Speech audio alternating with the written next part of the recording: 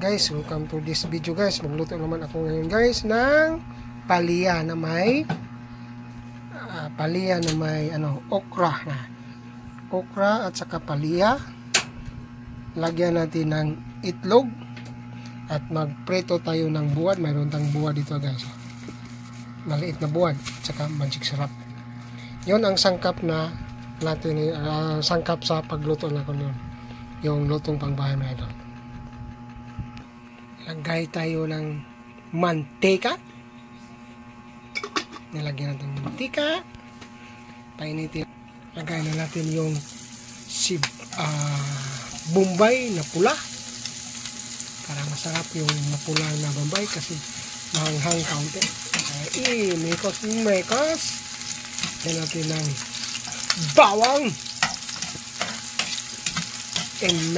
Mekos ang bawang. Ilagay natin yung tamatis na pula at mekos. Lagyan natin ng siling espada. Tapos mekos yan. Lagyan natin ng itlog ng manok. 2 itlog ilagay natin para mas masarap yung lutong pangbahay natin. Lutong pangbahay mga idol. Hindi tangkap. Hindi pa yung tapos ha. Mayroon pang isang gulay na idagdag dyan.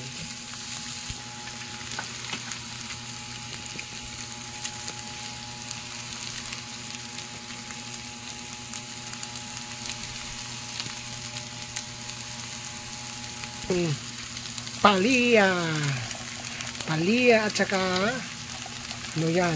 okra na may kasamang mga sibuyas bombay, kamatis, bawang, okra at saka palya.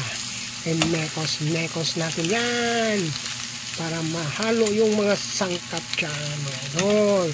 Yun ang lutong pangbahay na gulay is life mga idol. Maganda may gulay. Gulay is a gulay. Lagyan natin ng pangmasarap. Lagay natin yung mga pangpasarap mga idol. Yung magic sarap. Ang magic na may sarap. Thanks for watching mga idol.